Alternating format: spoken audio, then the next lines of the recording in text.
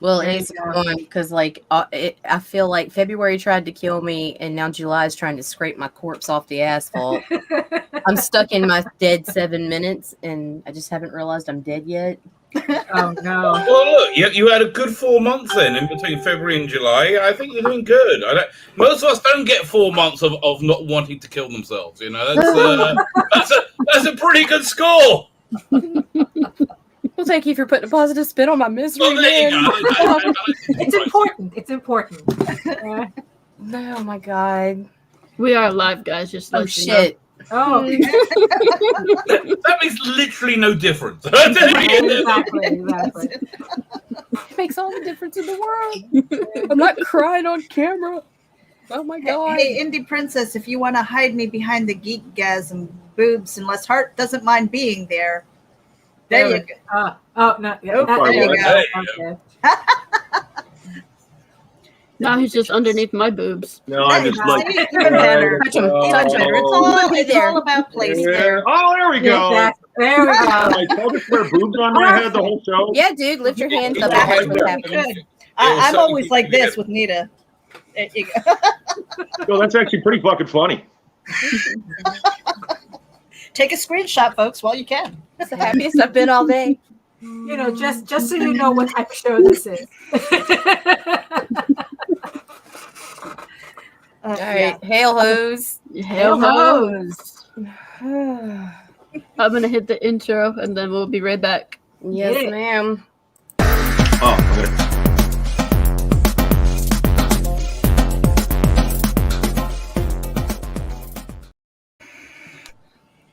Hello, everybody. Bobby, what happened?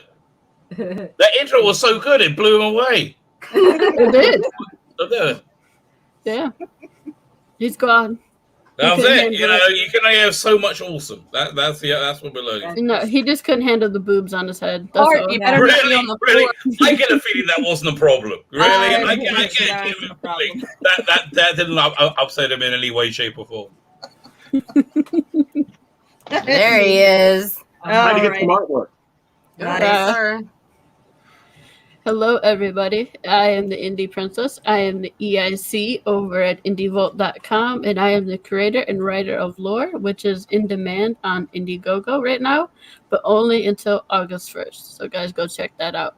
And I am joined by the lovely Daphne Lage. How are you? Hello. Good. I'm good. So, welcome to another session for the Comic Book Legal Defense Fund Poster Child Project. Oh my God, right?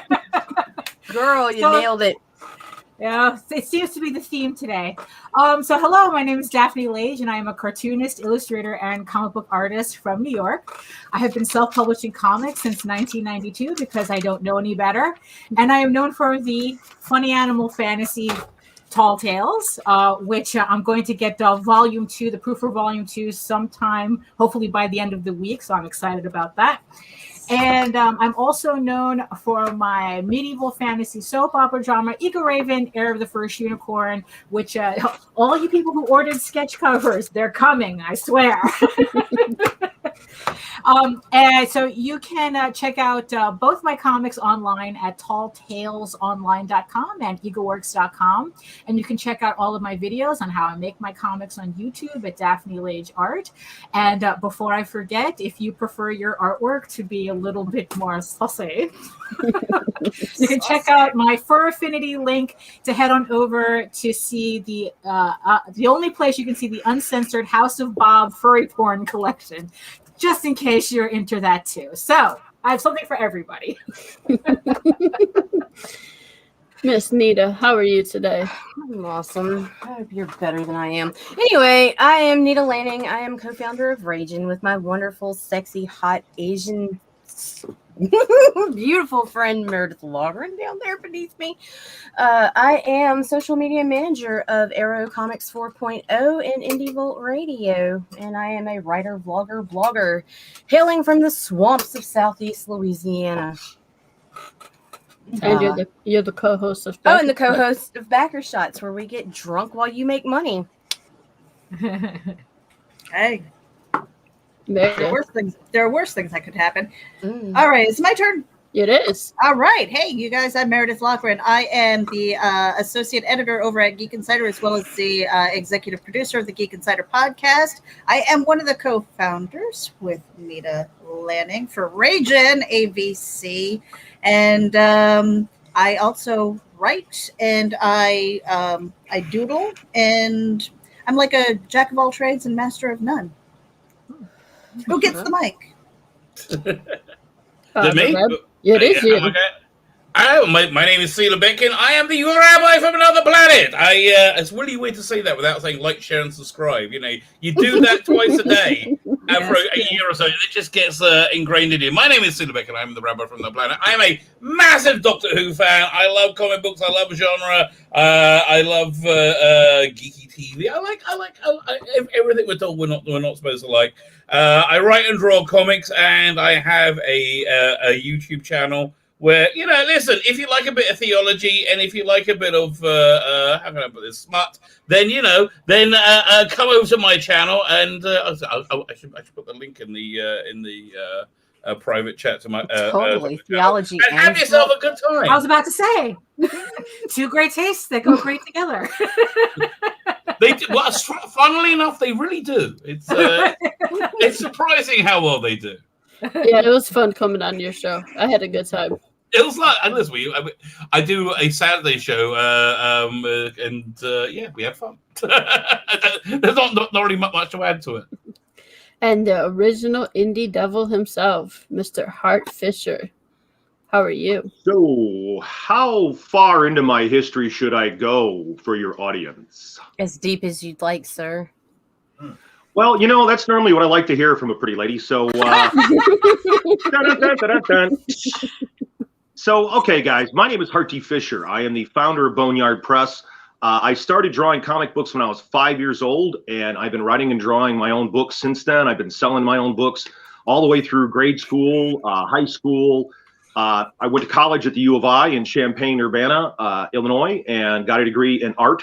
And then I went into comic book publishing in 1991. This is the 30-year anniversary of Boneyard Press. Now, what we're most famous for is mostly, we really hit first with the Jeffrey Dahmer book. I did a book on Jeffrey Dahmer that got me sued by the victims' families. And I was the talk show punching bag for a long time.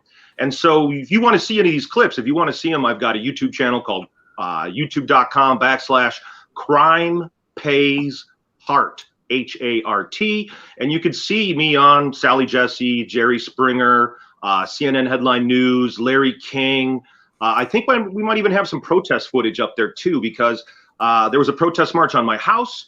So the police wanted me to leave town. My landlord wanted me to leave town, and I don't run. I don't go nowhere. So I got myself a security fence. And at the time I was working as a bouncer at a bar called Mabel's. And I had all my crazy bouncer friends over, and I had all my crazy martial arts friends over, because I was doing Taekwondo at the time. And we had a band, and we had a keg, and we had a barbecue, and we made a real circus out of it. And the SWAT people were there, so we had SWAT there. We were on CNN Headline News all day. And I never backed down. I never backed down and never said I was sorry. I did a book that was a biography on Dahmer, and it talked about what a piece of shit he is. You know, I'm not pro serial killer by any means. I think he's dirt. I think the guy's a pedophile. The guy's a child rapist. He's a piece of shit. Oh, can I swear? Yeah. Go ahead. Yeah, Do it. Yes, it seems to be. No, fuck no. We Okay, don't allow so- that shit here. I started my career, though, funnier than that, though, before the Dahmer thing hit. I'm the first and only comics creator to ever sue Marvel Comics and win. I beat them over copyright and trademark violations of my character, Dark Angel. And Dark Angel was the first book that I published under Boneyard Press. It was half Dark Angel, half Bill the Bull, bringing us to our buildable omnibus on the Kickstarter. But getting into the history, I did the Kill Image books, where I killed the founders of Image, Jim Lee and Todd and Rob. And then I did the Kill Marvel book. We did the Rush Limbaugh Must Die books. We did the Howard Stern versus Rush Limbaugh books. We did the O.J. Simpson books, O.J.'s Big Breakout or Big Bust Out, and Doing Time with O.J. And I got sued by O.J. Simpson, but I beat his ass in court too. And again, no fucking apologies. No fucking apologies at all. Right, yeah, These people exactly. today apologize way too much. Be sincere in your work. Be sincere in your art, and back yourself up, because no one else is gonna. So you got to stand in your own corner and you got to stand up for yourself. And that's kind of what I'm known for. I'm known for fighting the man and beating the man all the time. I did the Marvel Can Suck My Cock t-shirts at San Diego Comic-Con, and boy, that went over huge. Oh boy. They'll probably get better today. Yeah, they've totally alienated their 80% their Actually, you could probably still sell that shirt now. Yeah, I'd totally buy that shirt right now. When my wife passed away 3 years ago, and she was fighting with colon cancer, and part of the GoFundMe, I brought back the Marvel Can Suck My Cock shirts. And so I did. I sold them about 3 years ago to raise money for treatment the insurance companies wouldn't pay for. So that was my first experience with crowdfunding, was doing the GoFundMe for my late wife. And so now I'm excited about it because I had so much trouble and ran into so much censorship in the 90s. I co-wrote A Taste of Cherry that's banned in Oklahoma City as obscene material to this day. And it was in Veronica #4. I used to run Glenn Danzig's company, Veronica. Yeah. That was a lot of fun. Freedom of speech himself. Wait, Veronica with Glenn Danzig? Mm-hmm. Yeah. Those books were crazy go nuts. I still have one of the stories burned in the back of my brain. I was the managing editor for Veronica for about a year, and it was a lot of fun. Me and Glenn became good friends. We've worked together for over 25 years, actually 30 years now. I moved out of comics in 2004. I left comics because the industry had kind of collapsed. You know what I mean? It kind of all fell down, and the distribution was not what it used to be. So I left and I went into post-production, and I was working in adult films and working in television and movies, and learning new skills and developing new ways to communicate with an audience and to be an artist and create in a different way than straw. And so I really went into directing, and I released my film, The Garbage Man, which is the first feature film about a black serial killer that's not like based on anything real. No one had ever, back in the late 80s, early 90s, they had this flawed philosophy that black people couldn't be serial killers. It's just, what? Yeah. So there were several that came out. Derek Todd Lee much, right? Yeah. So I got involved in that, and I started directing music videos. I did a video for Obituary that was actually on Headbangers Ball, and I was really proud of that. And then also Billie Eilish grew up next door to me. So the first 14 years of her life, she grew up next door to the devil himself. And so when people wonder, why is she so dark? Well, she was. I was going to say that everything makes so much more sense now. I'm her first director. So I am Billie's first director. The opening credits for the American Horror's TV show, she's in. We shot them in her backyard. We shot it with her little girlfriends and her little tea set, and she was great. I always knew she was going to be something. I always knew that she had charisma, even as a little girl. And that's why I hired her to be in a music video for me, too, for a band called Heard the Humans, and the song was called Hollow. And Billie played Little Death. And I'm going to be airing those on American Horror. So if somebody wants to see these music videos, you can. You can see little Billie. We got a whole special behind the scenes, her reading a coloring book with her dad behind, waiting for her turn to be on camera. So that's going to be on American Horrors tonight, because that's where I went into, is doing horror full time. And American Horrors is my 24 hours a day, 7 days a week, linear streaming television channel. And this is our 10-year anniversary of being on the air and streaming, where there's no commercials during the movies. My focus is on VHS horror.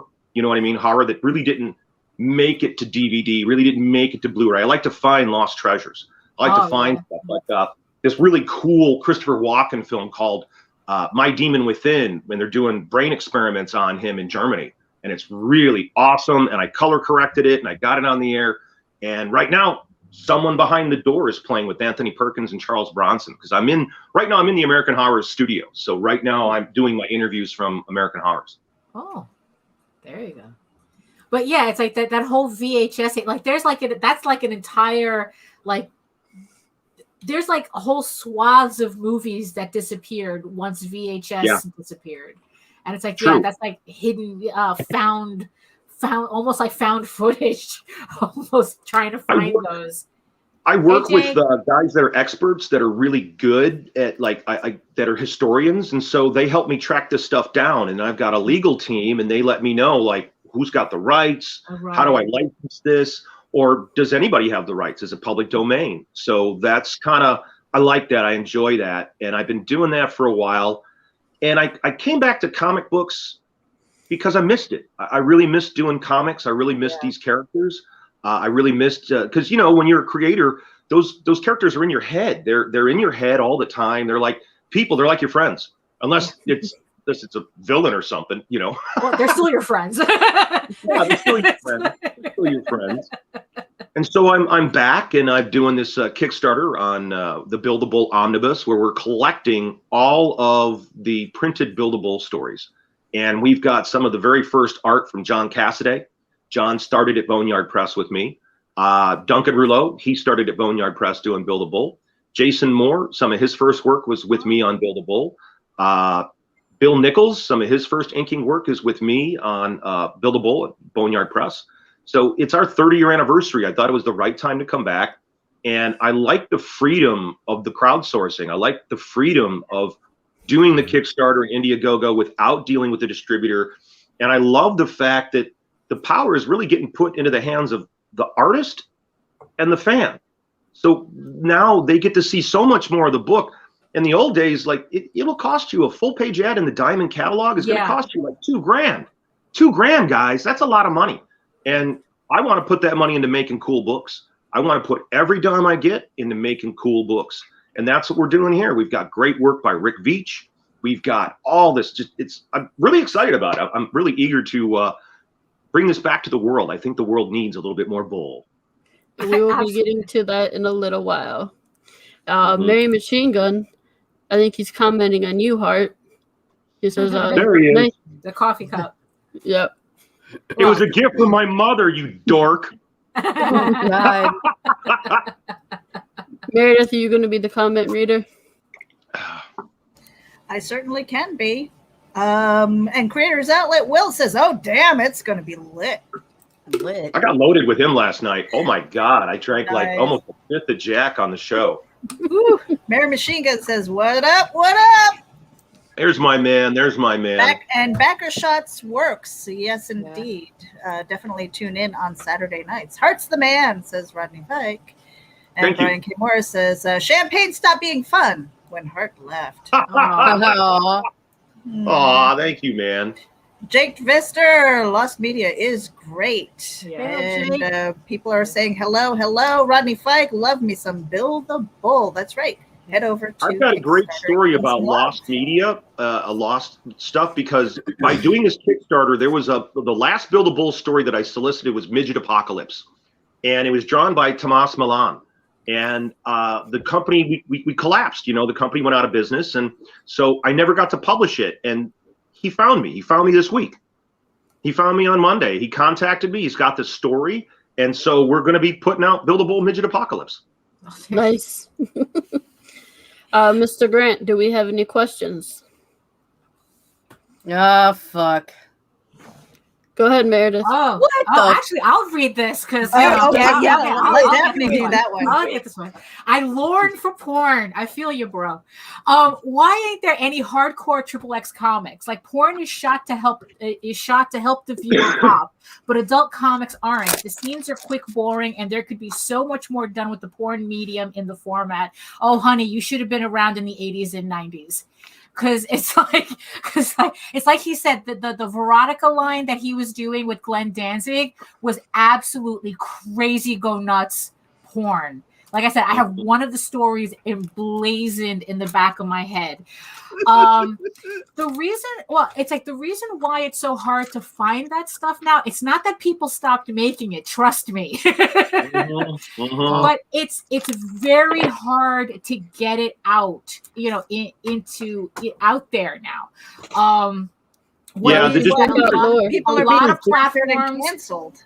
Yeah, a lot of platforms are not allowing us to sell this stuff online. Remember, I was banned on Patreon because of House of Bobs. So YouTube, there's Facebook, that crowdfreeding. Right, It's going to shut your ass down, but it's there. Yeah, it's freedom you of have speech to really today, find it. Freedom of expression, freedom of speech. Right now, over the last 6 months, it's like, could you ever imagine this would happen? No. Weird thing. Well, no. No. It's scary. It's actually so terrifying. Quick. It happens so quickly. There's a new like prude type of it's the 80s all over again. It is. It's fucking so before. This time the prudes are like they think they're left wing. They're not left wing. They not. think You see, that's the thing. You see, that's the thing. Now it's coming from the left. Yeah. That's the thing. They're using a lot of left-wing terminology but they're saying the same thing that they went after Hart for, that they went after. It's like that they went after everybody. Mike Diana. Our comics, our music, our TV shows. Right, exactly. It's like we're going. Look, if we're gonna have Satanic Panic all over again, can we get the Dungeons and Dragons cartoon back on TV? Oh yes.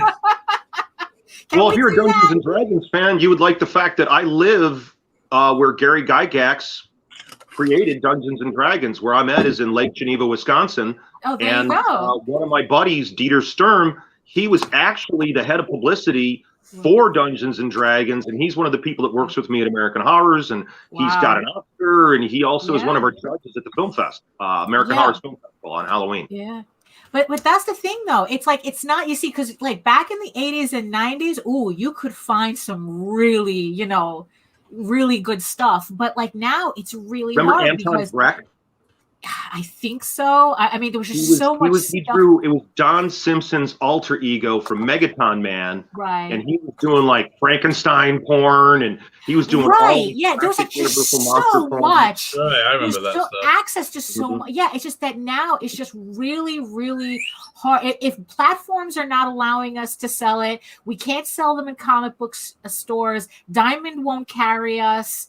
It's just very difficult to find. You really have to dig online to find stuff. Yeah. I mean, it's like that's the thing, because trust me, it's like it's there. You just have to see it. Underground. Was it Omaha the Cat Dancer? Oh yeah. Oh, that was awesome. Yeah, and I'm like, I was young at the time. I was like, what the hell is this? I was like, taking it back. The story was really, really very compelling as well. You ended up liking the characters. Yeah. Did you guys ever read Cherry Pop-Tart? It was like a porno arcade. Yeah, I remember that. It was really good. That was great. I missed that. Yeah. There's a lot of it. As a promoter, I see a lot of it. A lot comes through, but I'm not allowed to share it. I'm going to be blocked and banned and censored, and then I'm not able to promote everybody else. So I have to be real selective. When I put up lore, when I was putting up lore, I had to be so selective of what images I could put up. Right. Because a lot of it is porn. It's like, look, if there's a webcomic that I'm reading right now called I Roved Out in Search of Truth and Love. And it's like, if you're looking for some hardcore stuff, check out that online comic. I swear to God, it's beautiful. It's funny. And yes, and it pushes all the buttons. And Daphne herself has some sexy softcore. Oh yeah. Well, if you go to my Fur Affinity through my website and go to House of Bob, I have some stuff there too. but yeah, it's that's the reason why. It's like there's this crazy prudery that's going on right now. That's just killing our vibe, man. Yeah, you know what it is? Really unreal. It's a bunch of idiot kids who are terrified of their own sexuality, and they don't know how to connect with each other. They don't. It's like, and they're told that they're told that they're black as white, up and down, men or women, and there's like they all believe this crap, and they don't really. That's the problem. They really don't believe it, and they're like forced into a lifestyle. Otherwise, they think they're a bigot, and then all of a sudden they're completely messed up. Well, what a shock! But yeah, it's like it's a weird world we live in. Right. It's a weird world. It is upside down. Right. And I mean, and look, and not for nothing too. It's like, it's like we used to do we were the first, we were part of the crew that did some original American hentai back in the day, to the point where we have our own page on the Comic Book Legal Defense Fund website. We were the crew involved with the Demon Beast invasion. creative team.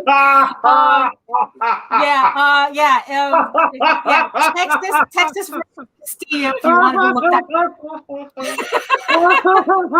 So we did that, and a retailer almost went to prison for it, and we've been suffering ever since. Right. But do you remember in the 90s you would go Planet to Comics all over again? It's the same thing that happened with Veronica. Veronica also got busted at Planet Comics. It ruined the store owners' lives. It caused one guy to have to get a divorce. Yeah. And it was all about, they targeted my story in particular, A Taste of Cherry. They targeted that particular book because I was already infamous for the Dahmer stuff. Wait a minute.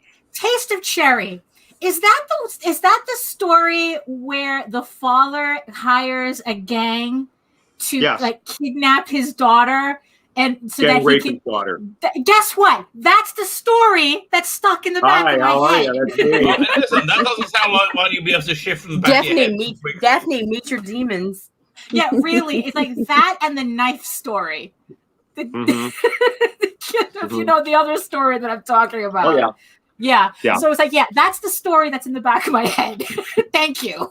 That's where I know you from. But I'm surprised that Kickstarter is letting you on the platform. They're quite prudish. Indiegogo is normally a bit more easygoing.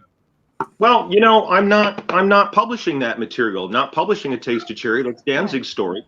And so the book I'm doing, Build a Bull, it isn't porn. There's no porn in it. You get what I mean? It's action. It's monsters. It's two-fisted action. The roughest stuff in there, I think, is the language.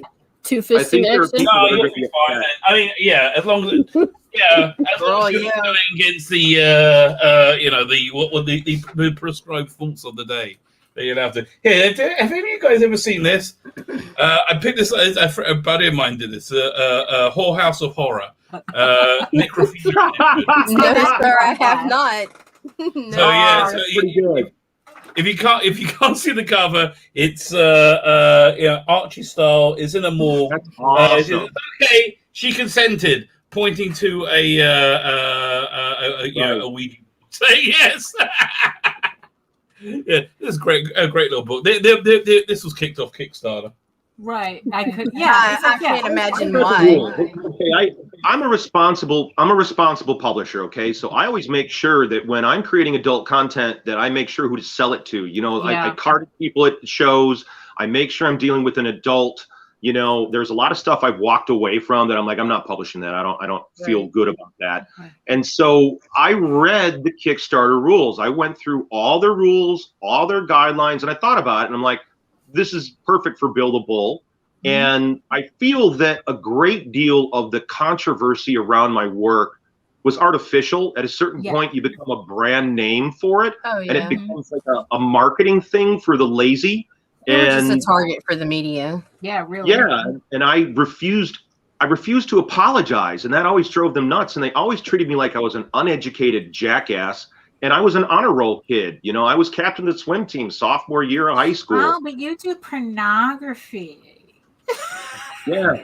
I mean, it's really amazing. It's like how people think you lose brain cells just because you draw a titty, you know? And I mean, it's like, no, we just like doing it. Calm down. They've been lax with the titties. It's the full penetration that freaks them out. Yeah, well, like, it's like we like doing that too. Oh, no, can't have that. Nobody does that anymore. I did a lot of it during COVID. Jesus Christ, I can't believe the pace I kept. Oh my God. Well, there was nothing better to do. What were we supposed to do? We're stuck at home. I think I was popping 10 loads a week for the whole year. Sometimes like 5 times in a session. I had a new sub. Dude, there's work to do. There was comics to do. You know, I had a new sub, and, you know, she was cool, so we just had to play and break in all that rope. Do we have any more questions? I was going to say, but there's a market there for broken in rope. I hadn't thought about that. Yeah, there is actually. There's a market for everything, pretty much. Yeah, I guess so. Yeah, this is what we've learned in the current. I actually sold my underwear at a signing once. Oh, okay. Okay. How many pics? Okay, those are variants titles. I used to lick the faces of female creators at cons. You fucking gross. Nasty When I took motherfucker, pics I'd with punch you. them back in the early Mm. 90s, but now things are so fragile. Some good old fashioned pervy fun is enough to get you banned for life. Well, one, if you're only getting banned because you're probably doing it to creators who are not consenting to that and don't think it's fun. Because honestly, if you know the people, they're not minding, so there's your issue. I don't want anybody licking me at his show. I don't want anybody licking me. Yeah, no, what are you for real. talking about, It's dude? really look. Yeah. Get out of here! Don't lick me. What the hell? Fuck off! Yeah, You fucking weirdo! What the fuck? I Not had from the- somebody try to throw handcuffs on me at a No, convention. you don't I lick definitely somebody from don't the need waist nobody up. licking. That's just weird. You know, Boundaries, it's not people. It's not Boundaries. You were gross from the very beginning. Yep, you now go from people here are actually down. kicking you out. Nita, but what if someone wants to lick a titty? Oh well, I mean, there's exceptions Well, you can't to the do it in rules. public. There's You're gonna exceptions. take it to a room. You know, you gotta. You know. Well, no, you got- Nita said the waist down is only lickable. So I said, what about titties? Right. Well, okay. There are exceptions to all the rules, but if you walk up and lick me in the face, I'm knocking your Right. fucking No, teeth no, no. down your That's throat. disgusting. You were gonna lose fucking absolutely teeth. I hope you have good dental No, coverage, It's like, motherfucker. don't do that. It's like if you know the people, that's between you guys. That's fine. That's Yeah. your business. But if you're just, all of a sudden you want to take a picture with me and all of a sudden half my face is sucked in, no. Again, that's something you're going to need to give a little bit of warning for, right? Yeah, Before you. and even then it's like time out, bro. Yeah. Nah, dude, no. Right. Lick my face, you did. Yeah, no licking suit, Harry. You'd be like, And here's the thing too. It's like, just because we draw pervy stuff for people, for you guys, doesn't mean that we're open to that. Okay, it's like we have our boundaries, even if our artwork doesn't have boundaries. so let me understand this. You do not want to be molested by all your fans. Right? No. Okay. Exactly. We need to get some exactly. clarity here, It's Daphne. like, I will draw the bondage, but I do not want handcuffs thrown on me at a convention. Thank you. I gotta admit, I have to say, it's a really thoughtful gift. Right. We're gonna see how far I we had can this push. portrait for my kiddos. Yeah. I'm not taking it out right now. For YouTube.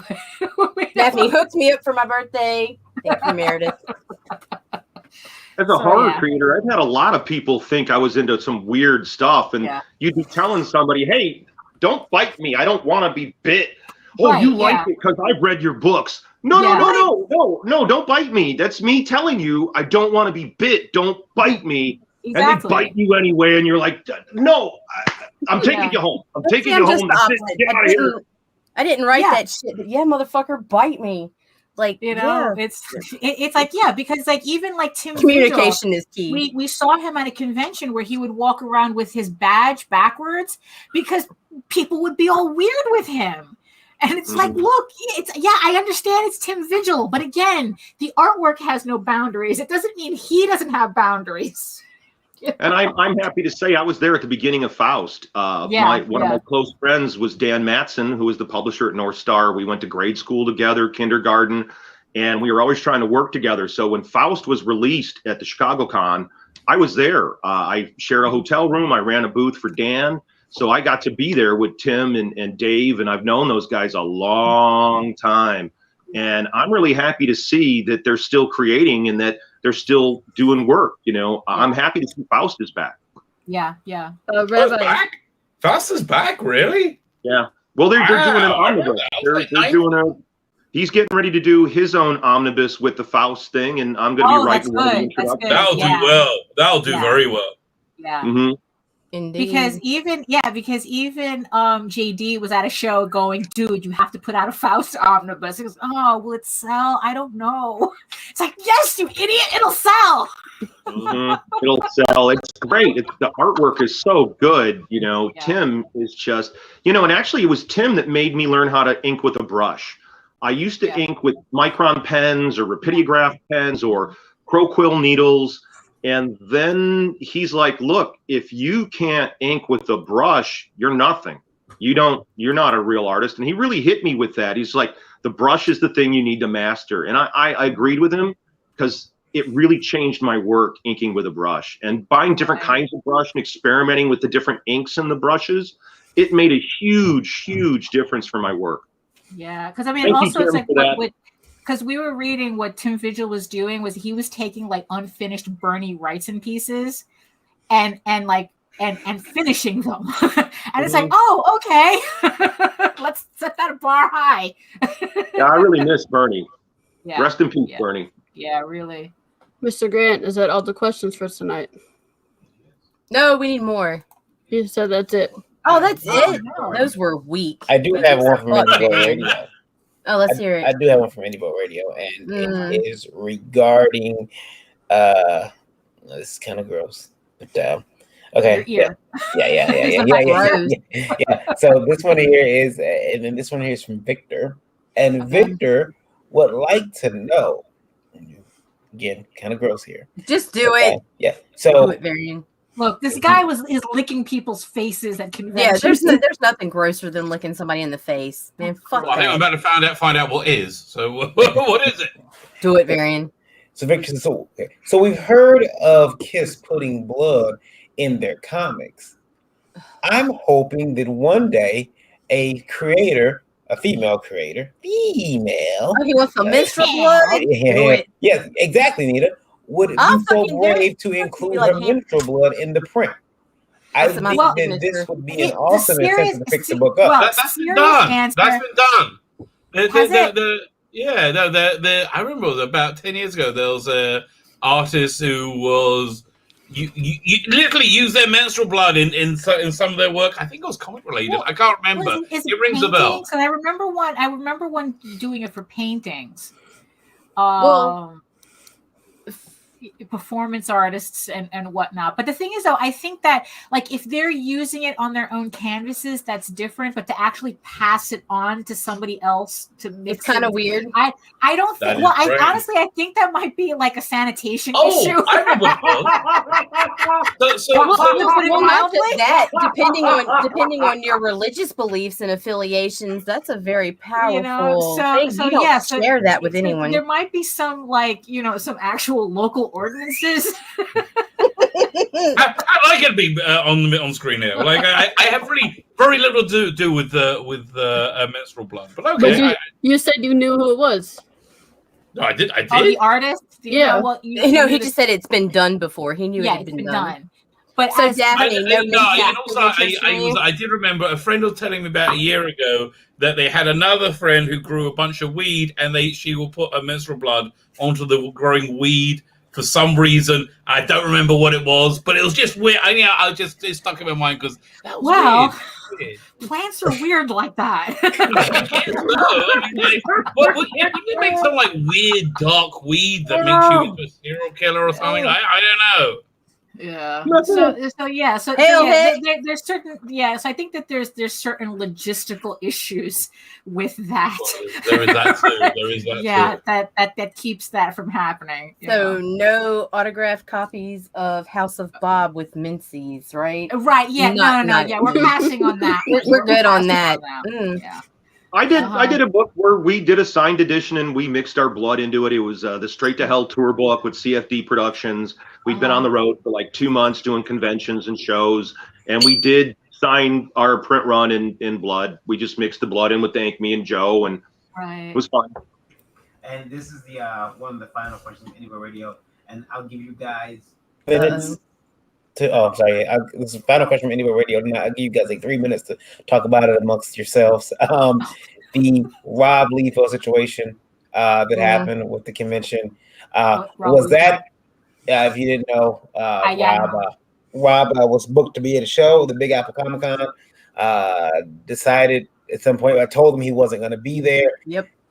They said that's not acceptable, I guess. They wanted a good enough reason from Rob in writing, I guess, why he wasn't going to be at the show.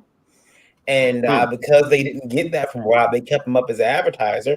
Rob went on social media and said, "Hey, look, I'm not going to be at the show. If you bought tickets, to see me, apologies." And the show, like, they got on the social media and they were he's fighting with Big Al. So he's fighting with Carbonaro then. Is he fighting directly with Carbonaro? Kind of, or whoever controls that Facebook over there. Right. Look, it's real simple, guys. This doesn't take any thought at all. If he notified him he's not going to be there, and they continue to advertise him to be there, that's deceitful. That is deceitful to the fans, and I hate shit like that. Mm-hmm. Yeah, listen, that is replete within our industry. People do strange things. Here's the best of my life. People just do strange things when they get cornered. All right, and you go like, what are you doing that for? That's so weird. I guess that's one example. Right. Oh, there you go, Jake. Another example is Jake's sister here. Signs his contract with Semen and Blood. You know what? That might not be legally binding. No, but it will bind your soul. So I do not want my DNA traveling like that. Plausible deniability, folks. I wasn't at the scene. Keep your bodily fluids, fingernails, and hair to yourself. You don't know what people can do with that shit. I grew up around New Orleans. Fuck that. Oh, that's true. Yeah, that's true. I was about to say Gattaca, but but yours is more real. Yes, ma'am. So we're going to take a look at some campaigns now. First, we're going to look at the Rabbi's because he's got his up. Oh, there you go. I tell you, my age is not easy to get it up, but I'm very happy to go first. This is the campaign is called The Rabbi from Another Planet's Comic Bonanza. I have not one, but two freaking awesome books for your delight and delectation. It's the first one is this one. Biblical, 220 pages long. I wrote and drew this one. This is insanely biblically accurate. It's not preachy at all, okay? I don't care how you live. I don't need you to live the way I live to be validated. This is just a story, right? So you're going to recognize some elements of the story, but because most people's knowledge of the Bible stops at the age of 3, they don't really... there's a lot more nuance and detail and weird shit. Lots of weird shit going on there. So this ties together Tower of Babel, the Flood, my favorite character is a Raven, and the Book of Jonah into one. I like to think seamless narrative. As I said, 220 pages long. If I was going to give it a quick review, I'll say freaking awesome. It is freaking awesome. Also freaking awesome is this book, The Imperium, a love letter to tele-fantasy in the 1960s. So basically imagine James Bond, Emma Pill, Doctor Who, the Black Slave from 2001, and a monkey in a spacesuit, all together in one. You listen, if you're doing the 60s, you need a monkey in a spacesuit. That's just always. There has to be a monkey somewhere. Yeah. He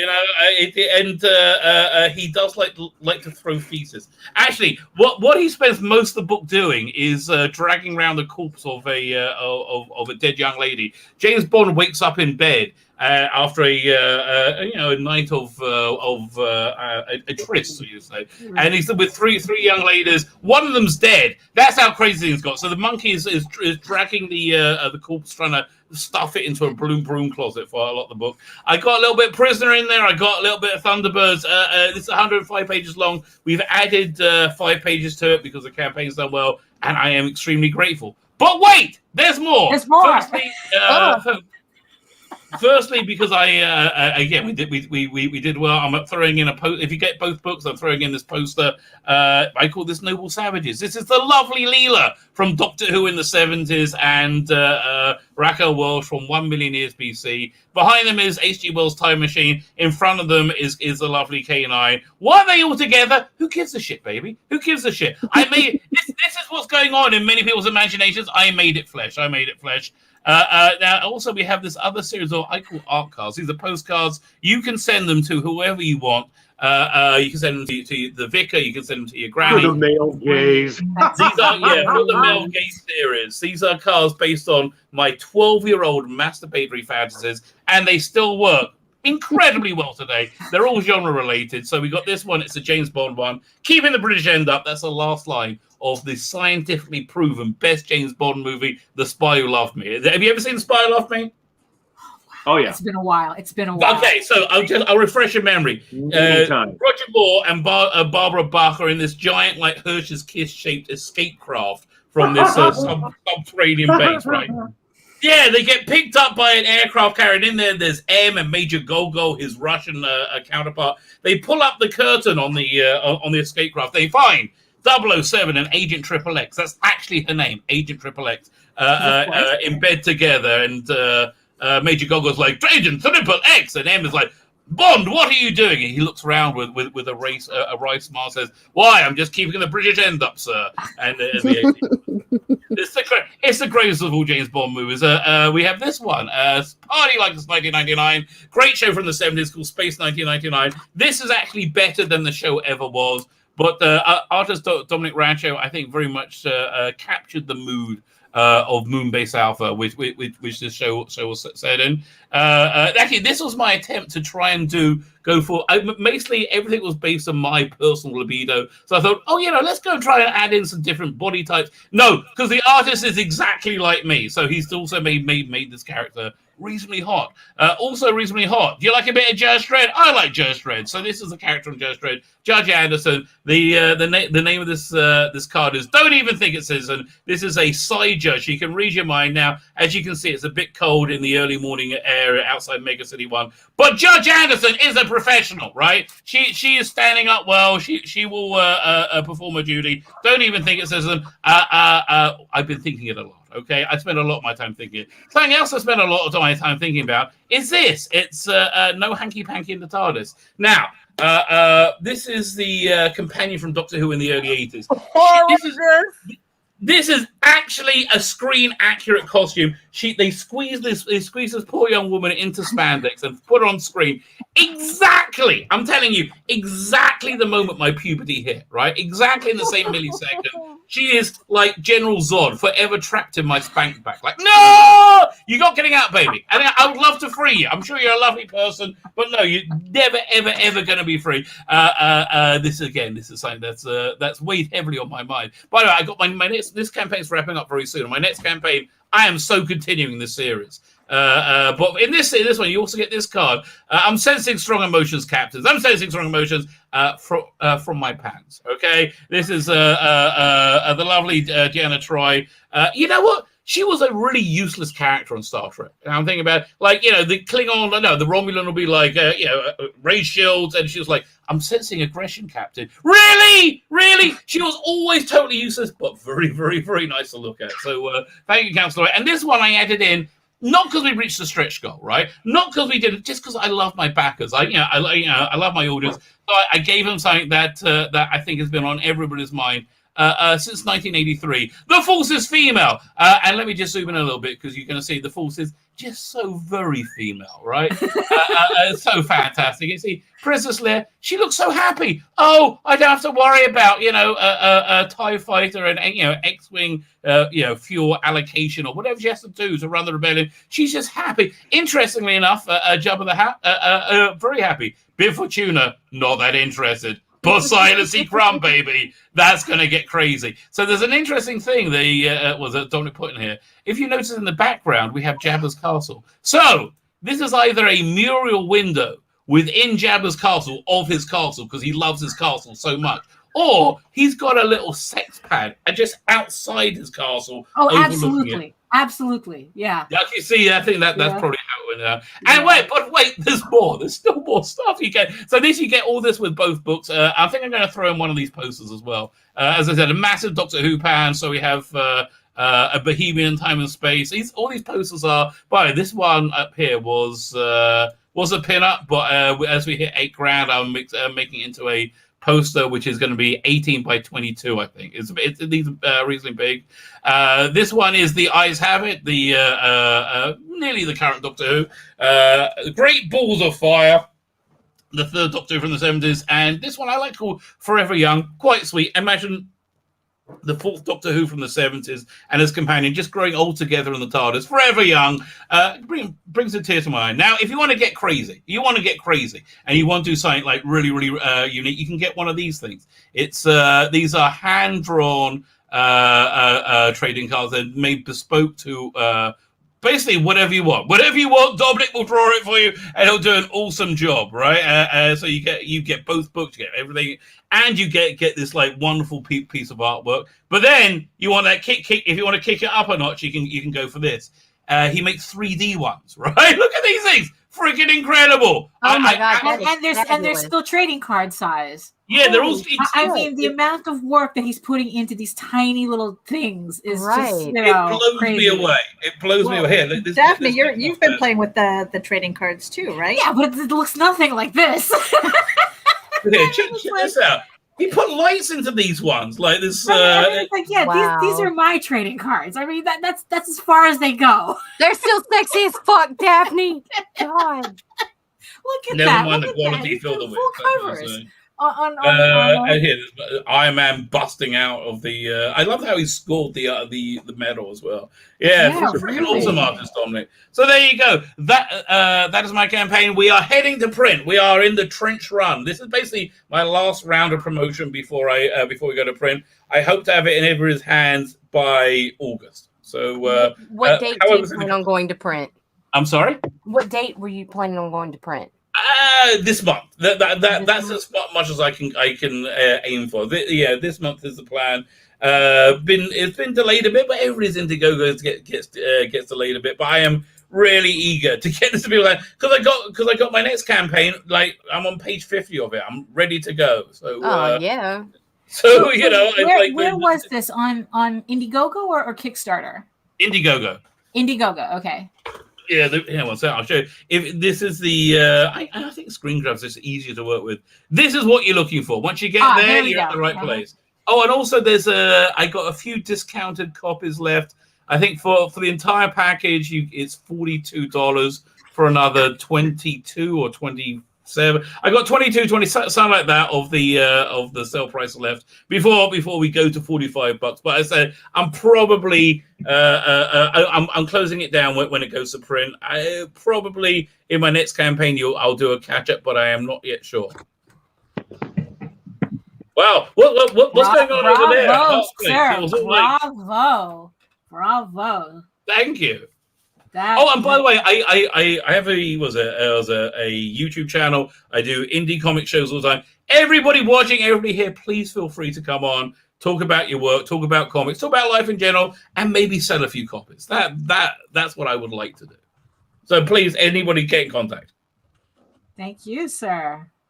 Wow.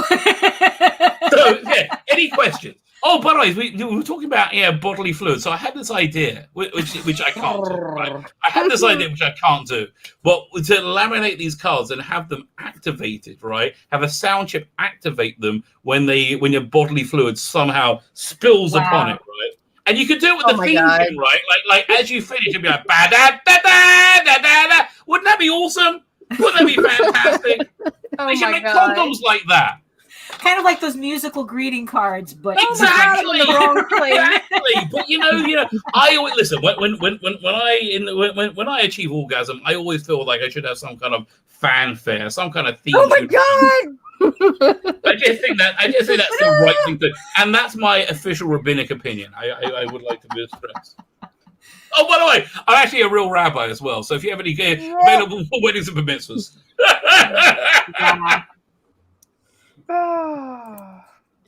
Jake gave me an idea. That's a fib. Oh my god. Jake wants me to do 3D cards with silicone tits. Well, it's like if we could find a vendor to do those mouse pads. You dirty boy, Jake. Yeah. We could do the silicone mouse pads. Well, they are so soft to the touch, aren't they? Yeah. Oh yeah. Because you're supposed to rest your wrist on them so you don't get carpal tunnel. Yes. Does that work? I don't know. I don't think anybody has. Right. I think it probably causes more carpal tunnel than saves I mean, you because from like it. especially if it was Lowly, he'd be like this, trying to Right, freaking yeah. lift his cursor. Be like, oh my god, can't my fucking shoulder's dislocated, bro. Yeah. I I worked gotta with a put- guy who, I in his gotta- office, had one of those disembodied butts, one of those silicone Jenna Jameson butts from Doc Oh Johnson. no! Yeah. And so he had it on his desk, and he used it as a pencil holder. Oh, of course. That's Because the why right thing. not, right? Do you remember the was it the porn star action figures? They were like in the 90s. I really wish I bought those. Right? Listen. I'm just out of like rabbinical ceremony, newly married. I don't think I could have got away with buying. But now I would love to have the range on my shelf over it. It would just make me laugh every time I look at it. Well, in my days working in advertising, I worked for a company that did the Max Hardcore cock, the Max cock, for maximum control, maximum penetration, and maximum satisfaction. And I There got you the go. lucky job of designing the packaging for that. Oh, lovely. Yeah. That sounds like the greatest job ever. To tell you, wow, there's so many ways you could go with that. Paid the rent, paid the rent. Yeah, exactly. Yeah. And it was before fun. we- I mean, it was cheeky and fun, and it was a nice break because I used the advertising work to pay for the comic publishing habit. You know what I mean? And that's what I did. I mean, I worked in that business, and I used the money from that business to publish more comic books. Mm-hmm. There you go. Yeah. There you go. Before we get onto this campaign, I want to give a shout out to our lovely sponsor, Smirnoff. Oh yes, Sponsor yes. GeekGasm. Our very love. Yes, this is not a joke. This is for real. This is our sponsor, Smirnoff. We love Everybody you guys. enjoy responsibly. Or irresponsibly, but stay home. Yeah, It's going to bring you the healing power of alcohol. yeah. And I also want to thank Artist Loft for sponsoring us too. Oh yes, and their markers that so far from what I've tested are actually pretty good dupes for Copics. I swear I will have a video up soon with a full review. But yes, And Sarah says hi. Hey, Hey. Hello there. All right, Mr. Indie Devil, it is your turn. All right, guys. Bill the Bull is a character I've been drawing since I was a kid, and this is my first Kickstarter, so this is all new to me. You know, watching you walk through your Kickstarter, Rabbi, was really cool. You've got a lot of really great stuff up there. I'm learning a lot from everybody. Like this whole campaign, every day I'm learning something new about this, how to use this tool. So, guys, I'm kind of doing this on the fly. I could really use the support of the comics community to get behind this project. We've got a lot of really great stuff in this book. What this is the collected edition of Bill the Bull. Bill the Bull was my most popular character from Boneyard Press in the 90s. And all my artist friends all loved drawing Bill the Bull. It was a character they really got behind. He's a two-fisted, alcoholic thug for hire on the streets of Chicago.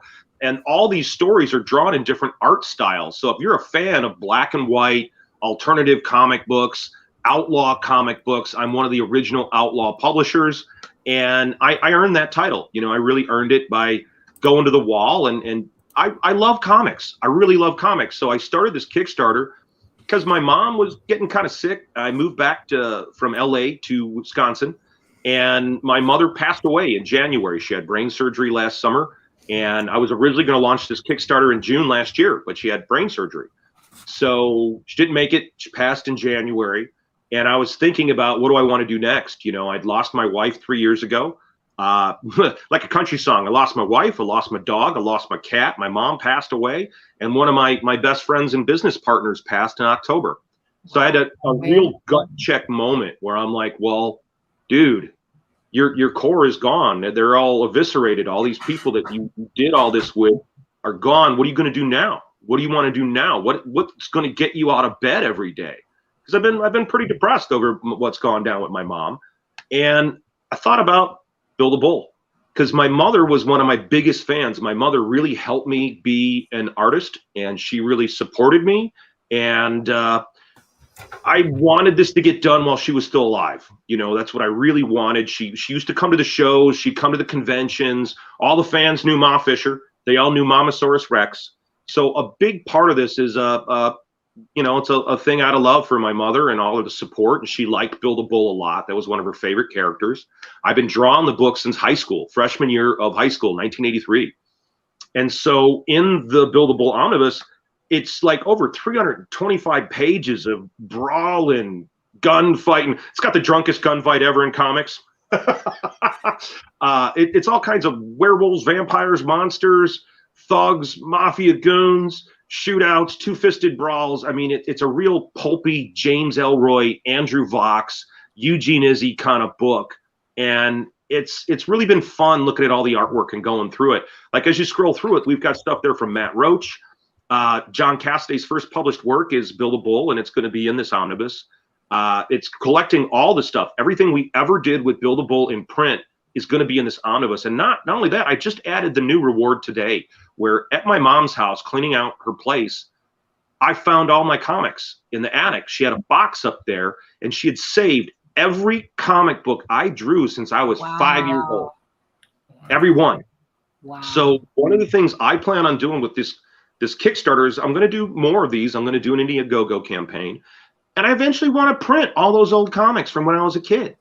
I want to print them. I want to print all those childhood books. She saved them. And so the first one I'm doing is Build a Bull. I've got the books I drew in high school, and all my friends are in the book, like Joe Hitman Hubisek, and Build a Bull was based on Bill Parcham, one of my best friends. And I drew these books in school, and I sold them in school. And so everybody knew. So we're going to make them available now for the first time since I was in high school. So we are now making them available to the public as floppies. They're going to be 8.5 by 11 because that's what I drew them on. I drew them on notebook paper. So we're going to be printing the original Build a Bulls, and I just added that as one of the tiers, one of the reward tiers on the omnibus tonight before I came on the show. Oh, and here's the artwork. I don't have a fancy pants Rabbi magic machine. So this is the original Build a Bull. Wow. That I drew in high school. Cool. All the beef is here. And so we've got these books. And the funny thing is you can really see I start changing as a kid. Like the art style starts to change. Like a lot of this is grease pencil. When it's printed, you'll be able to see it better. But there's a texture to the paper. And so I did a lot of shading with grease pencil. And all these books, all my friends from high school had these. Like, when are you going to draw a new one, Hart? So these were what I did in school, and we're going to make them available now on the Kickstarter. Funny. I'm going to be adding this stuff all night long. Yeah, dude, I'm going to say you should totally include these as like ash cans as stretch goals. Oh yeah, yeah. Especially as ash cans, because that really throws it back 80s style. If you do ash cans. Mm-hmm. Well, what we're going to do is we're going to print them like they are, like 8.5 by 11. That's the size I'm going to do it.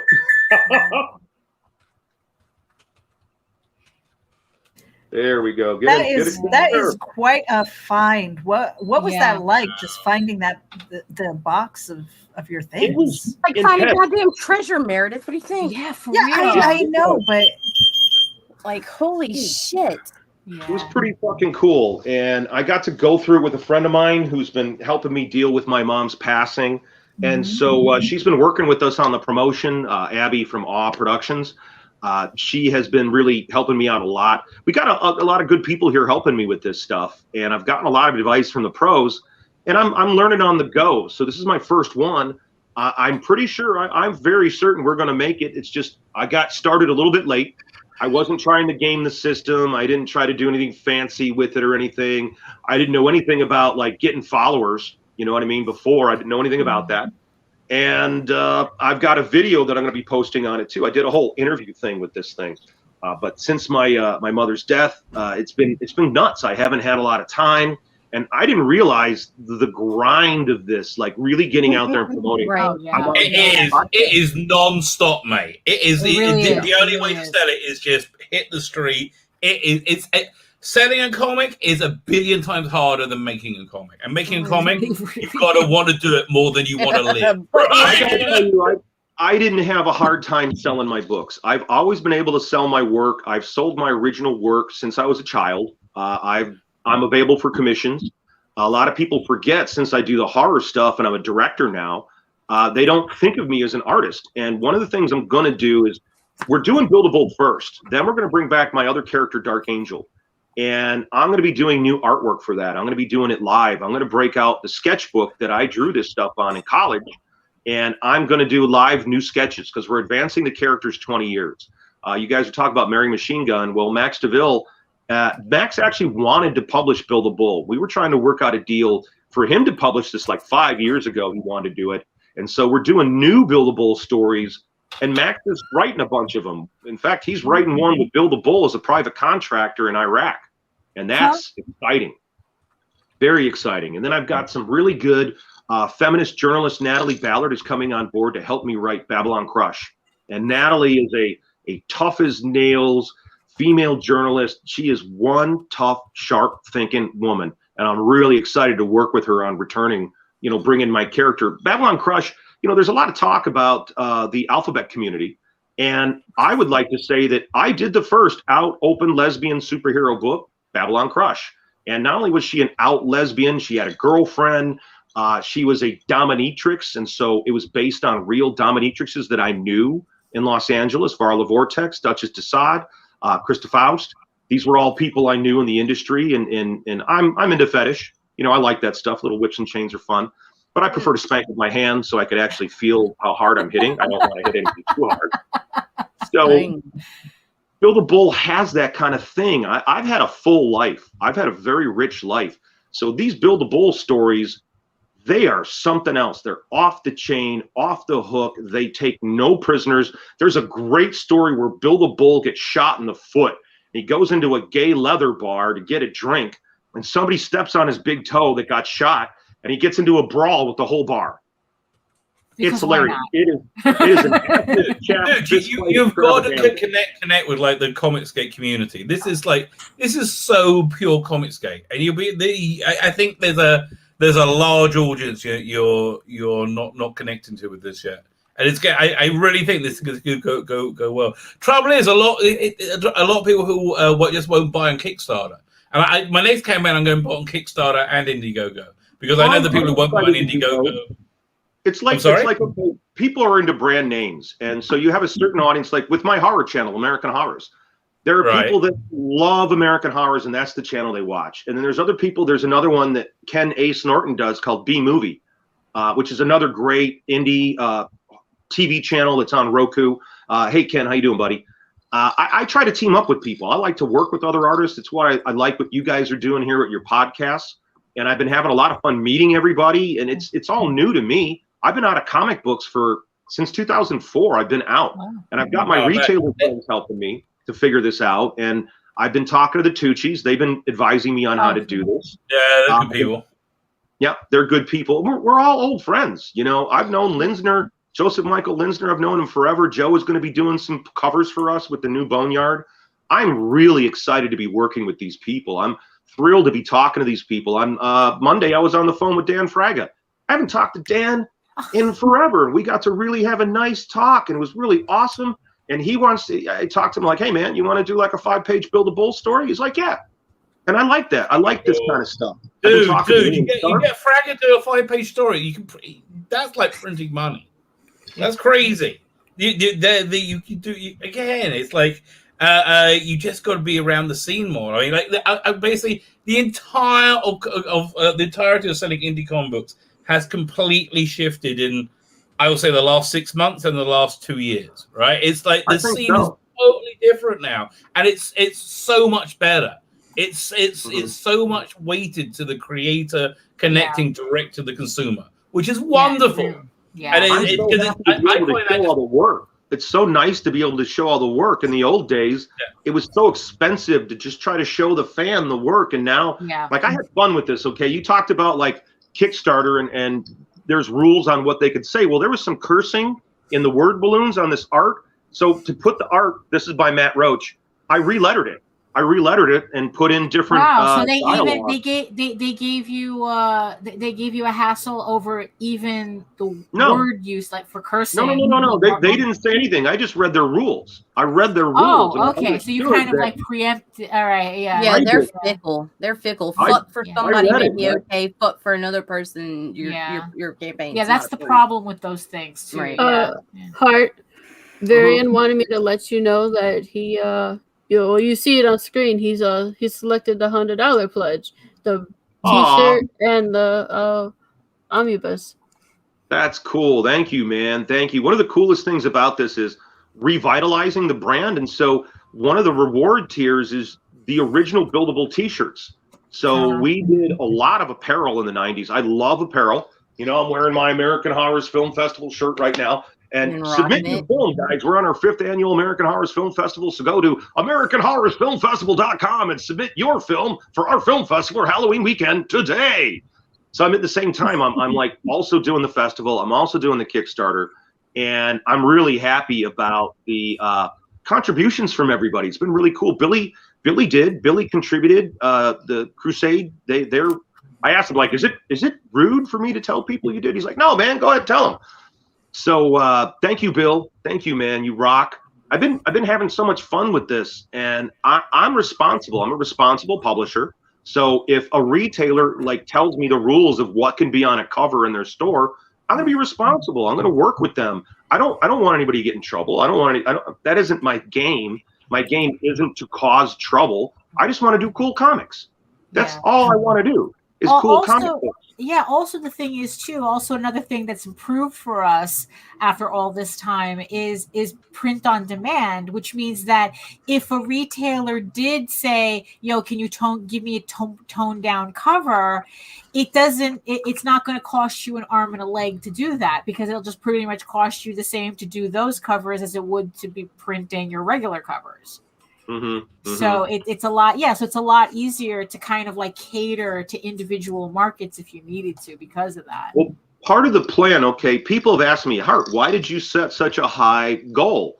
Well, I set a high goal because my plan, what I want to do is I want to publish offset printing. I want to make trade paperback, buildable omnibus, and I would like to print it on newsprint.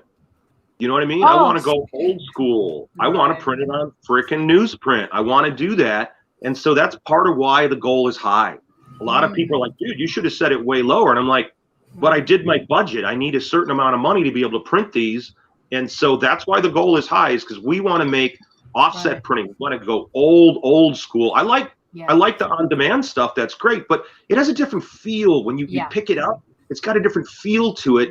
And I miss newsprint. And this is black and white. This is gritty. You know, I want the ink to soak into that paint. You want that smell, that touch, that softness, that this is fragile comic, not this feels like a cheap ass magazine. Yeah. Right. And that's exciting. I get that. And then the t-shirts. Okay, so the shirts, we're going to be silk screening them. So we're going back to classic designs. We're doing silk screen shirts. I've got a printer out here that I work with.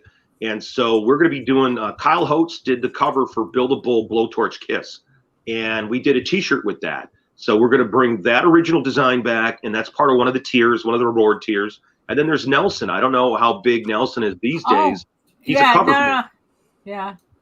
And Nelson's an old friend, and he did this amazing buildable cover. I went to SBA with him. Oh, cool. Very cool. Yeah, I like Nelson. What I miss about the cons is I miss seeing my old friends. That's the thing I miss. I miss meeting the fans. I miss talking to the fans.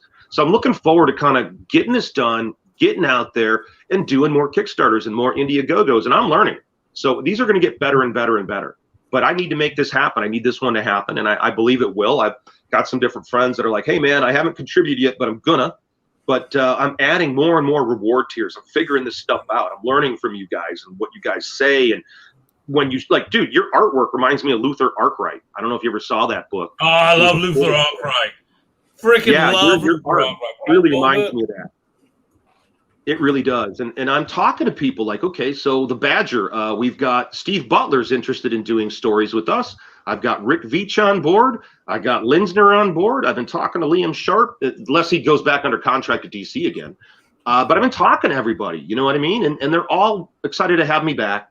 They're all helping me, and I'm here for fun, guys. I didn't come here to cause any trouble or mess with anybody or provoke the woke. Right, yeah, exactly. I We just love want to it. do our artwork. Your very presence provokes, okay? Yeah. There's nothing you can do. You just got to lean into it. These kids, I tell you, these kids get freaked out by, okay, let me tell you a true story. By their own shadows, practically. Okay, hold on, guys. Yeah. Let me say something. You need to understand. I faced down a fucking protest march. Yes, I you had did. death threats. Yes, you I did, had sir. fucking No, you death did. threats. I had But like, stalkers. I'm not worried about your ability to deal with it. Fuck this Twitter shit. You're not going to cancel me. Nobody fucking cancels me. You want to fucking cancel me? I'll fucking find you, motherfucker. I'm from the south side of Chicago. That's where I'm fucking from. I'm from gunfights and death and murder and abuse and rape and pain. That's where I'm fucking from, the real fucking world. Your digital world is bullshit. I've had stalkers. People have broken into my house. My house has been fucking robbed, motherfuckers. I am an outlaw publisher because I was outside, not inside, not on some fucking website. No, I'm out there. I've had multiple stalkers. There was a period of time in my life in the 90s where I had to carry a fucking gun. My girlfriend was raped and murdered when I'm making my first movie. You think I'm fucking afraid of what someone's going to say about me on motherfucking Twitter? Get the fuck out of here. I'm life and death, motherfucker. Life and death. Bill the Bull is hardcore shit, man. And it is going to knock some teeth out. Yep. Oh my God, we should have had like ECW logo in the corner. Dude, you got to go on more shows. You're freaking awesome. Really. Like everybody should know about this book. It's a great book, and I think you're pretty good at promoting it. Thank you. Thank you very much. I really believe in it. And so do all the artists. You know, I hit up Duncan and he's like, man, I'm in. Talking to Dan, Dan, I'm in. Talking to all my guys, Dan Plagle, I'm in. Like all the guys that are still alive. And that's something too. A lot of the Boneyard guys are dead. A lot of the people I worked with are all dead. Wow. So I'm coming out of the grave hot. I'm not coming from a nice place. I'm coming from a dark place. And I'm doing this to run into the sunshine. This was something that my mother loved. I'm doing this because I miss my mom. I'm trying to reconnect with my childhood. I'm trying to have some fun. So that's where I'm coming from. And if anybody thinks they're going to piss on my mom's grave, they're going to meet a mean motherfucker. They're going to meet one mean motherfucker. I got 30 years of martial arts training with Gene the Bell, Gokor Chavichian. You get what I'm saying? I'm a hardcore mean motherfucker. But most of the time I try to be nice and fun. Well, yeah, it's like, look, it's all Twitter nonsense anyway. It's just, but really, the problem is, so you need it these days because that's how Twitter is painful for marketing. This artwork, so I knew with Kickstarter I had to be careful. So in the original artwork, he's got his middle finger up. I airbrushed it out. Yeah. Oh man, they would have let that. They would have let that go. They would have let that go. Yeah, I think they would have let that go. But it's like you said, they're fickle. You don't know what. It depends on the artist. They're very selective. Like there is no set guarantee how it's going to be on Kickstarter. If you say something against the anything against whatever the group think is, then they'll go after you. Right? No, and for whatever reason. And it doesn't really matter. Yeah, they're a bunch of kids. Again, a bunch of kids who have nothing going on in their lives. And they can't do anything. Also, actually, I saw some footage of this Antifa protest about this spa in LA getting the shit kicked out of them by the police. And normally I'm not so happy to see that. Oh, man. You guys want to see me give blood? Do you guys want to see me give blood? That's what that video is. Like to a medical facility or to a god? It depends. No, I'm donating blood. We were donating blood for Haiti. Oh, there you go. There you go. James Gunn is in there. So there's interviews with James Gunn, Kevin actually Penny. Legit thing. Who are you working with to take the blood? Providence Medical Center, and we love them because they are not other medical centers that didn't want to be associated with horror people. And we want to really thank the medical center for being involved with it. And I just want to say also, not just for the victims of Haiti, but now for the victims of Chile. This blood, this money, these clothing, it's all going to where it needs to be most. They're taking my blood pressure now to see if I can give blood. I already flunked once. Yeah. Oh, am I flunking? It's higher now. See, now the stress. I'm That video is playing really weird. What happened? So now I'm all freaked out. It happens sometimes when you share across the blood. Here on American Horrors, we have Kevin Tenney, who's the Wow, director that's really of flipping out of and shit. Night of the Demons, two classic horror Oh, films. sometimes from the late StreamYard 80s, acts early like 90s, that. right? So yeah, And I you grew up kinda have watching these to- films. I think he's a fantastic I mean, it director. looks so I think fine it's on my awesome end, so- that his blood has been rejected for Haiti. Your blood is no good for the Haitian people. Woo! This is Day Green, managing editor of HorrorNews.net and Vicious Mean Female. And I am in the blood truck with the amazing Hart Fisher, who is getting ready to give blood. How you feeling? I love the sight of my own blood, so I'm going to enjoy every minute of this. Can I drink it?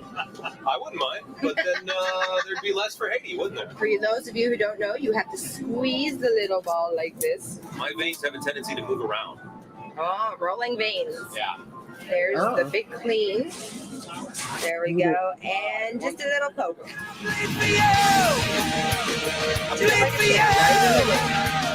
It's all for you. You should have seen the size of the needle when I had my Prince Albert. Oh yeah, absolutely, yeah. Oh, yeah. I had a 10 gauge piercing. oh Lord. Well, now we're at about a Now the 7 blood gauge. flows. And here it is for those once again who have never done this. This keeps it mixing. Keeps it going. But for real though, I mean, it's like the other hospitals had a problem with the fact that you guys were like a horror. Yeah. Oh, the yeah, Red I Cross. believe that. Yeah, the Red Cross had a Really? problem. The Red Good Cross is gravy. a problem. Well, they're a CIA front, so fuck them. Taking fucking, like, I think, what is it, like 10 cents on every dollar actually Yeah, goes to the something charity? like that, yeah. Yeah, fuck that. Fuck the Red Cross. No. They've been Doctors caught Without doing a lot of Borders is stuff the with way to their go. aid, or not giving the bottled water to the people they're supposed to, and being used as government operations. You know, I do a lot of Yeah, true dude. crime. In the 2016 flood, they were given mass amounts of donations. When Louisiana flooded and like half my state was underwater, massive donations, and they dumped them like trash. Then Yep. not only that, they personally pissed me off because I later found my sons in a Red Cross brochure, and I was never asked for permission or consent to publish my children. brother. Oh yeah, That's it's been fucked fucking up. ugly. So yeah, fuck the Red Cross. Okay, yeah. There you go. I've done a lot of work with like charity. Like we've done work with American Horrors. I've used American Horrors to donate ad time to help with the March of Dimes and with the Special Olympics. And then we worked with Anne Maria DeMars on her Spirit Lake Games campaign. Anne Maria DeMars is Ronda Rousey's mother.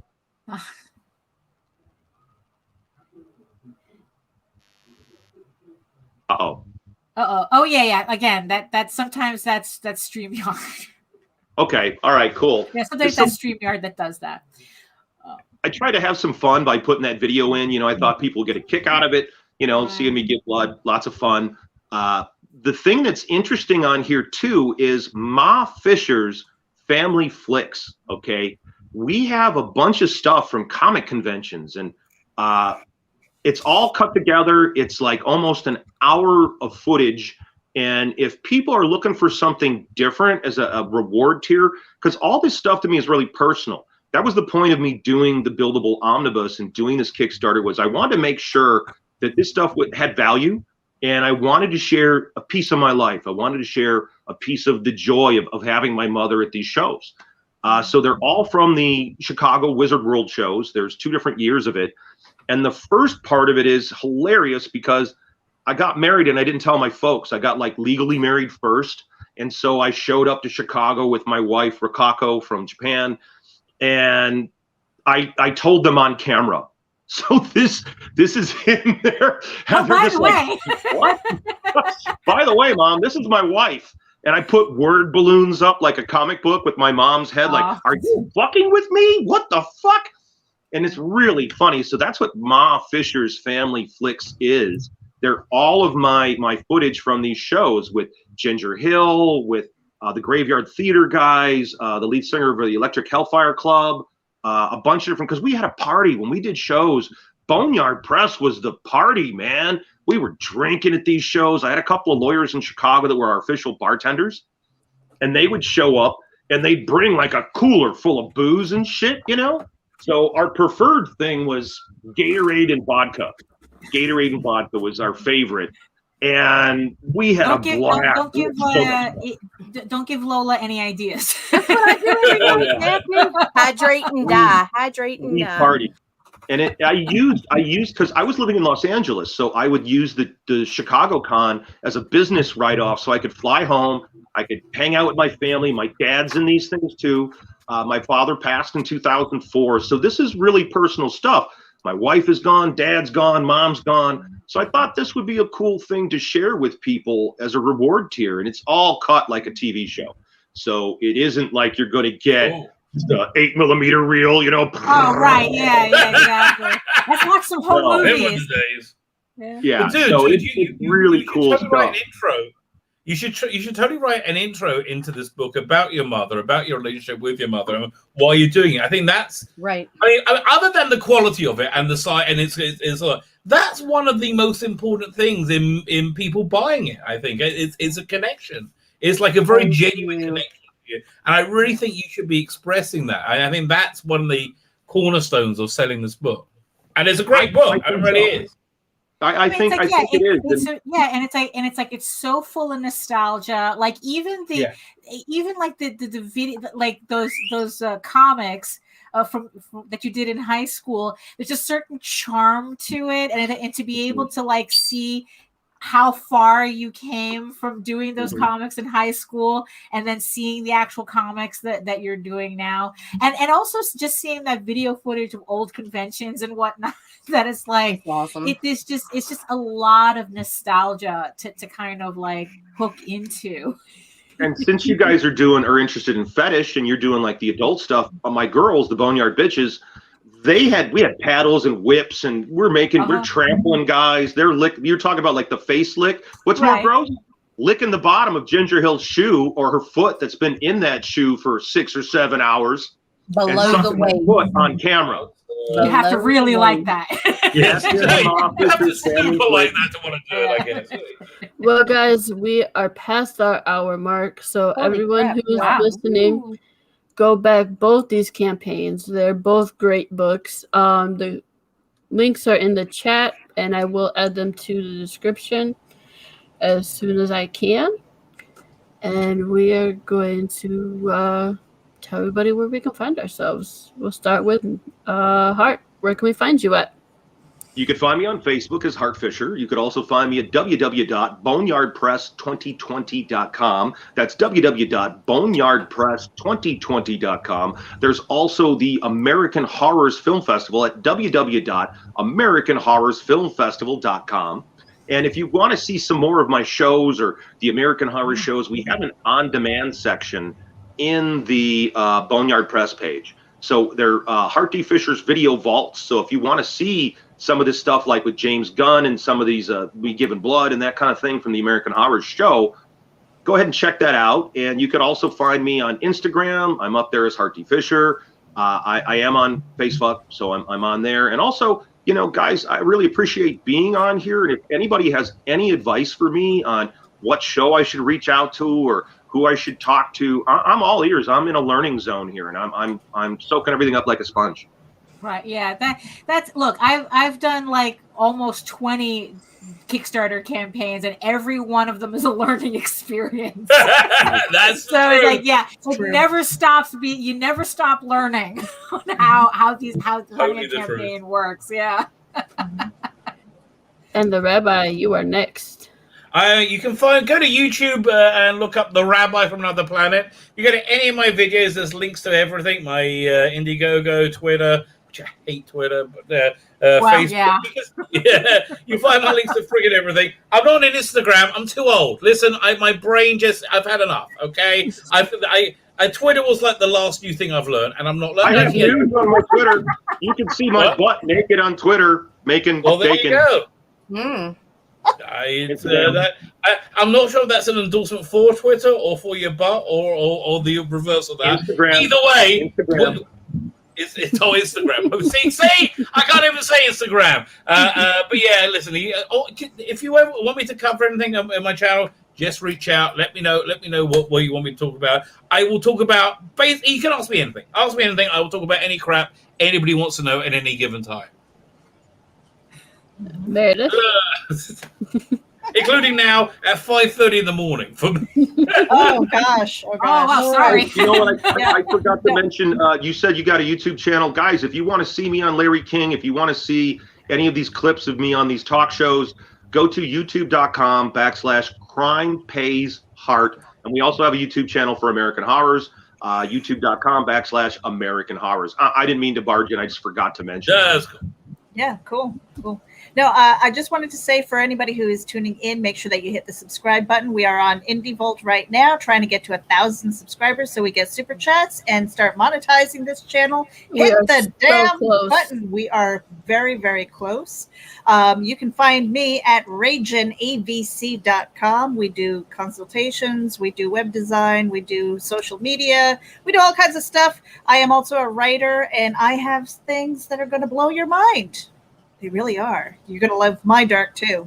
And so I'm going to pass the mic to Ms. Nita. Yeah, my name is Nita Lanning. You can find me all over social media as Creating Chaos 24/7. You can find me on Twitter as C_Chaos247. You can find me raging with Meredith every day of the weekend, and Friday nights I'm backer shots, and I'm part-time Saturday. whatever, Saturday, whatever. You people will figure it out. If I'm not there on Friday, come back the next day. Yep. Miss Lage. Well, you can head over to my main portfolio site, eagleworks.com, where you can find links to all of my galleries and social media sites, but I mostly post to Facebook because Twitter is a cesspool. If you're into seeing sketches and current work in progress, everything's pretty much is on Facebook. You can also check out my YouTube channel for weekly art live streams, mostly on Wednesdays. And you can also read the first 5 issues of Eagle Raven, Heir of the First Unicorn, in its original black and white format. But if you prefer your fantasy to be more of like a Lord of the Rings adventure, you can follow the links to Tall Tales, TIILS online.com, and read the first 20 issues of Tall Tales for free. And don't forget to sign up for our monthly newsletter, because not only will you get free comics as PDFs, but also we have some campaigns coming up for till the end of the year, so you want to keep up to date with that. And also, again, if you prefer your artwork to be a little bit more saucy, follow the link over to Fur Affinity, where you can check out the Uncensored House of Bob furry porn collection. Because I like love that title, by the way. I just want to say I love House of Bob. That is awesome. I want one. I want a copy. I can't wait to read a comic about furries at the House of Bob. Good job. I want to see that. Technically, you don't have to read it. You just look. Technically, it doesn't need to be read, but I'll send you a PDF, sir. So you can check it out. Have you ever thought about doing something with like fur on the cover? Oh, well, there's a lot of odd things we could do. That would get pretty yeah. That would probably get spoiled very quickly. I would think so too. It doesn't, laminated seems to be the way to go. Although actually, gotta wipe it clean, huh, Daphne? Yeah, exactly. Yeah. Is there a special place where you get crispy fur? What happened? Call your sequel Crispy Fur. Right, exactly. There you go. I guess so. Svi, I think you had a question though for yeah. So I was like, is there a special place you go to get furry costumes, or do you like adapt like your regular one? Because you would have thought they could have. Well, there are people that you can commission to create your own. There are places where you can like buy like standard fursuits and adapt them. There's a lot of different ways. I have to get you on my channel to talk about it. I'm fascinated. Oh no, sure, yeah. I just had my pervy British girlfriend make me the Cowardly Lion outfit. There you go. Yeah, that's what a lot of people do. Yeah, that's what a lot of people do. Yeah, I friended both of you on Facebook. So okay. Yeah, we can talk. We can talk more. Okay. And guys, you can find me. Go to Linktree indie_princess. All my links are there, including a link to Lore, which only has a couple weeks left. Well, not even a couple weeks. It'll be August 1st. It's coming down, so get your book while you can. And I will be back Saturday night at 9 p.m. Eastern Standard Time for Back Shots with Nita, and also Hart. Hart will be taking shots with us. Shit. Oh boy, I feel There we for go. your liver. So it's going to be a good time. Tune in for that, and we will see you guys later. And Hart, stay here. I got something from my Hang screen tight, that Hart. will present you. Hart, stay behind the scene. Everybody stay behind the scenes. Yeah, everyone say. Everybody stay. Everybody stay behind the scenes. Everybody say. All right. You should see me in a crowd. I'm gonna run this nothing town. Watch me make them bow one by one by one, one by one by. You should see me in a crowd. Your silence is my favorite sound. Watch me make them bow one by one by one, one by one by. Count my cards, watch them fall. Blood on a marble wall. I like the way they